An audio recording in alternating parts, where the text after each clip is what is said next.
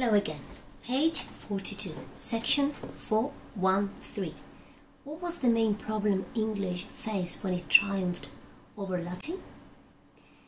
Well, the victory of English as the spoken language of the English people, we know that had been decided by the 13th century, and that it was accepted as a respectable language for creative literature by the end of the 14th century. However, as a scholarly language, well, the battle wasn't won really, and it was still in doubt in the 17th century.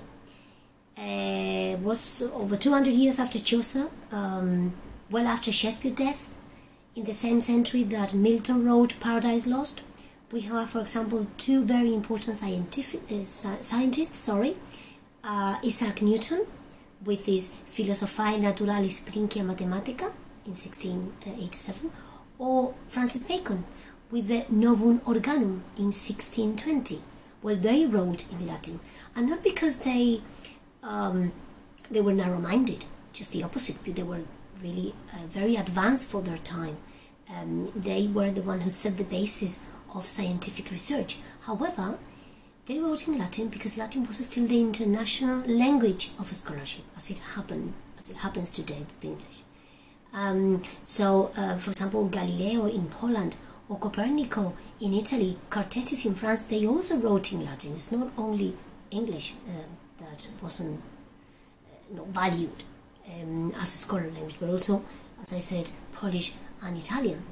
That was a battle still to gain here, to win really.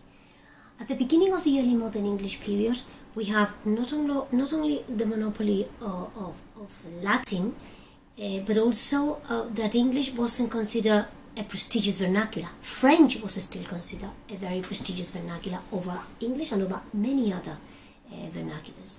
So it's like, Latin is going to be used only for serious works, and if it's not a serious work, it doesn't matter, you can write that in English. But if it's a serious work, it has to be Latin. And French is also very prestigious for literature still.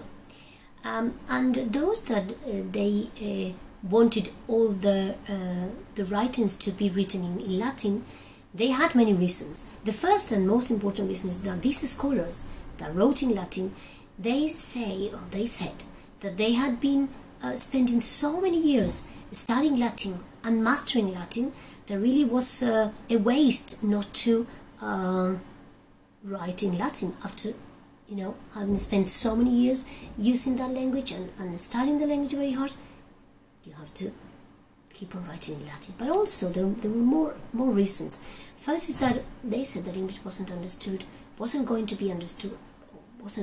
beyond the shores of England, outside England, so only in England. So no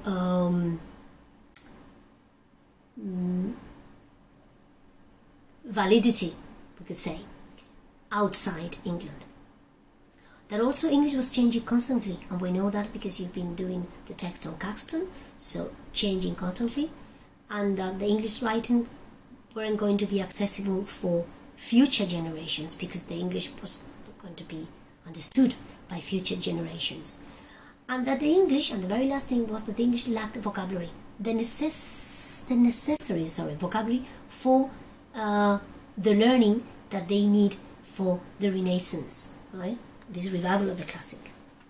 But obviously, we could say that history was against them, and the middle class, the bourgeois, the class from whom the majority of the scholars came from, they didn't have the time to, nor the interest to devote many years to study Latin. So they just spoke English, and they wanted to express themselves in English, in scientific books, for example. Vocabulary deficiencies, they have to be remedied by borrowing from Latin. So that's one method. You borrow from Latin to fill the gaps that the English language had, but also by coining new English words. Or the third one, extending the meaning of existing ones. So to enrich the language, that would be the solution for that. So English is going to continue changing, but the big changes occurred within Middle English.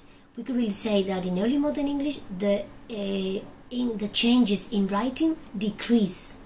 So if we take, for example, one writing from the 14th century, we take one reader in the 17th century, for him it's going to be for her it's going to be very difficult to understand writings from the 14th century. However, if we take a modern reader today facing a text from the 17th century, the changes are not that big. So in a sense, scholars saw that the language wasn't changing as much as it had been changing in the past. So in a way, this problem was going to disappear, really, in the end. So this criticism as regards English not good enough really disappeared in the 1580s, at the end of the 1600s, of the 17th century, sorry, not 1600, 17th century. And the vernacular is going to win the struggle against Latin, and is going to be considered as good as Latin. And people were convinced that the language had the capability of expressing any thought, any topic, that we could express any topic. And that the only thing I want you to do for the final section is go to the last quotation on this section, on page 43, by Richard Mulcaster, the first part of the Elementary. This is a small quotation. I just want you to write down a modern version of this, just it's a tiny modern version, to see what writers were thinking at the time. Thank you.